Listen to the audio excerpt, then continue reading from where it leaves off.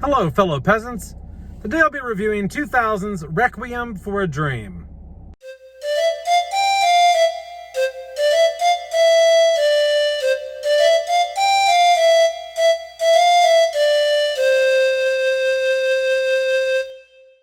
Alright guys, so I'm out here in the Half Price Books parking lot. I went and sold some old movies of mine for some store credit or whatever. Got What Lies Beneath on DVD. Very hard to get a Blu-ray of that. And while I was doing this movie activity, I remembered, oh yeah, I watched Requiem for a Dream a few hours ago. Let me do my review. So, hey, when in Rome, right? When in Rome. So now that I'm in my car, let's do this review. So I've always heard about this movie, never knew what it was about, really. I mean, I always kind of heard it was like edgy and very captivating and all that. So what's it about? Well, it stars Jared Leto. It stars Jennifer Connelly, Ellen Burstyn, one of the Wayans brothers, and I think it's Marlon Wayans. I think that is the one that's in this. But anyway, so Ellen Burstyn is playing an elderly woman who is addicted to television, addicted to eating food. She wants to go on this show, so she gets a call, or she thinks she gets a call to go on to this television program she's a big fan of, and in order to do that, she wants to squeeze back into this red dress that she likes so much, that her husband always was fond of when she would wear it. And so she goes on this crash diet. Next thing you know, she's taking these pills. Her son's a heroin addict. Her son is the guy who's doing the narcotics deals with the Wayans brother. He's dating Jennifer O'Connelly's character, and they're all just a bunch of drug addicts. And the mom ends up, because she's so obsessed with losing the weight, and she starts taking these pills. She gets addicted to the pills. And basically the moral of the story of this film is, don't get addicted to drugs, don't do hard drugs, and don't let your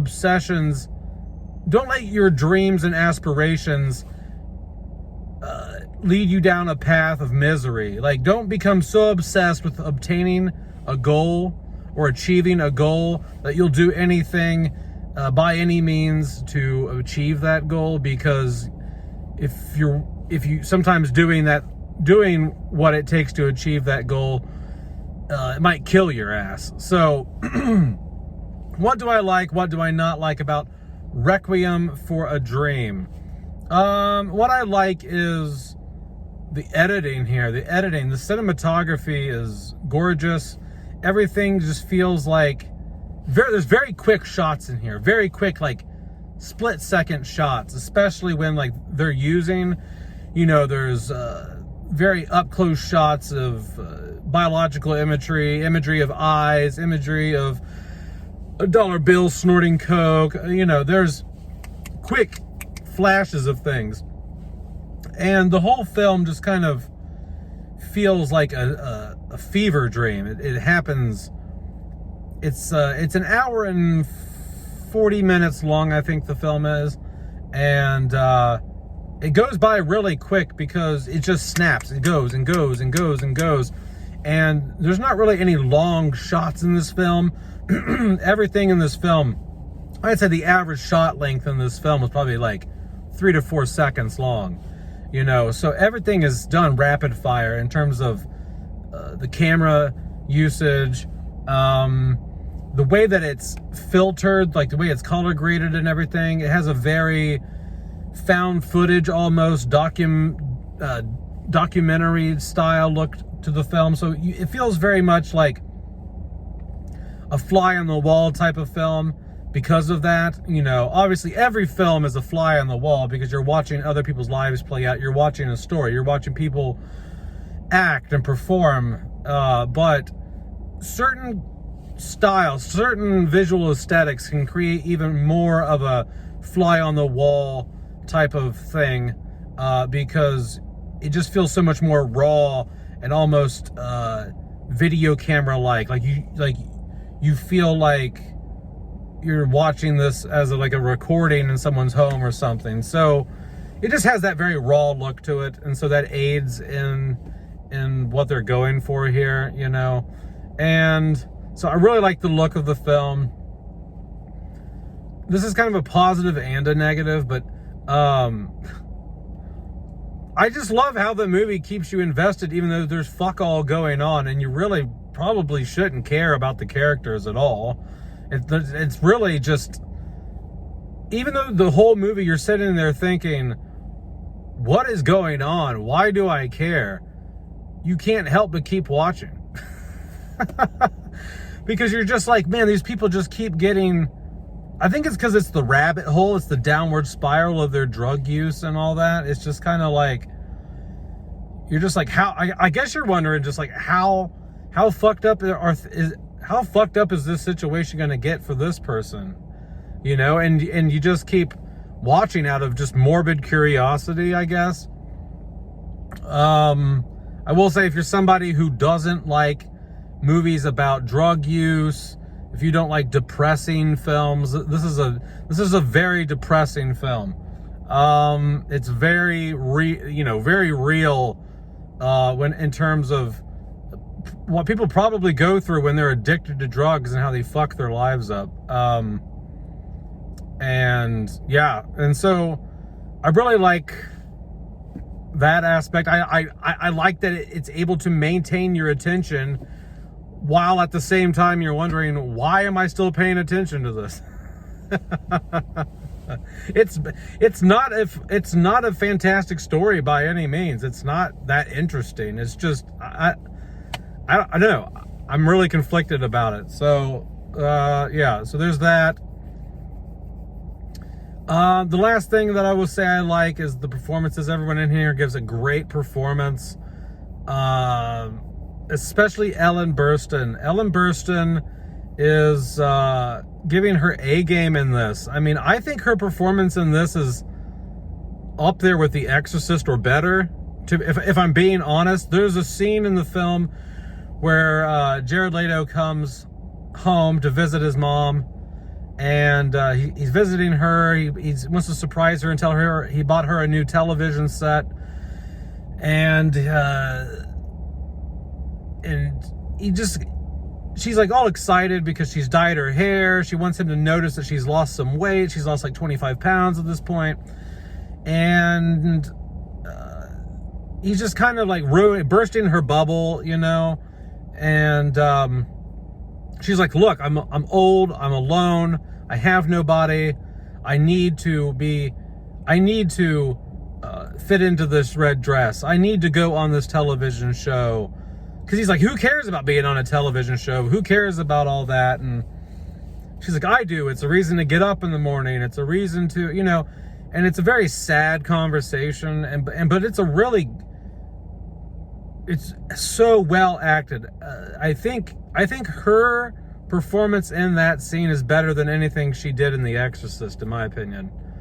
And I love The Exorcist. You know what I mean? But her performance at that dinner table in that one particular scene where she's talking about how old and lonely she is really, really good.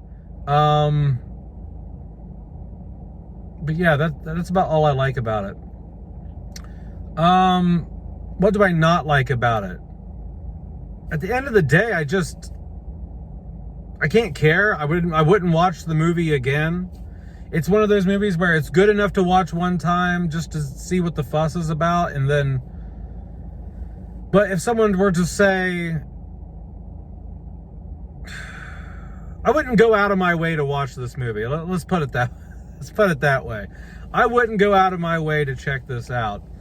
I had the day off today, so I've been like, well, whatever, you know, I'll check it out. People talked about it for years, you know, but I wouldn't watch it again. I wouldn't recommend this movie to anybody. I just don't think that it's, I don't know. Did it keep my attention the whole time? Yeah, but it's just lacking in something. It's just lacking in just the story overall. Just, It doesn't really go anywhere. It's just kind of a pointless movie. You're just watching these people's lives fall apart, and the pacing of it, not the pacing of it, but just the way it's structured, just kind of like is scattershot, which maybe they were going for that because they want your experience watching the film to almost be like the mind state of a drug addict. I don't know, but there's just something that rubbed me the wrong way about it.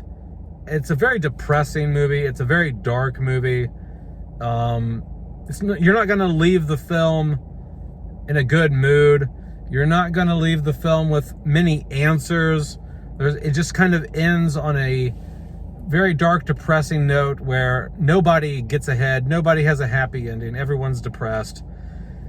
And it ends on probably the most depressing, most sad note possible. So, all in all, what would I rate Requiem for a Dream? I'm gonna have to say I would rate Requiem for a Dream probably a 4 or 5 out of 10. I just probably wouldn't watch it again. You know, was it the worst movie ever? No, but it's just it's something that's better to look at than it is story wise, and you know, it's just a sad movie with beautiful cinematography, but that doesn't save the film for me. You know what I mean? It's just it's way more style over substance, I think, and it doesn't tie up anything for you at the end, really. Yeah, so yeah, that's it, guys. That's what I think about Requiem for a Dream. I don't think it's that good. So let me know down in the comments below what you think about the film. I thought it was depressing, and I thought that it was, you know, it kept me entertained in the sense of like morbid curiosity. How bad are these people's lives going to get? But that's not a movie experience I really want. You know what I mean? That's kind of like a sad, depressing thing. So, yeah. All right, guys. Have a good one. Peace out. Bye-bye.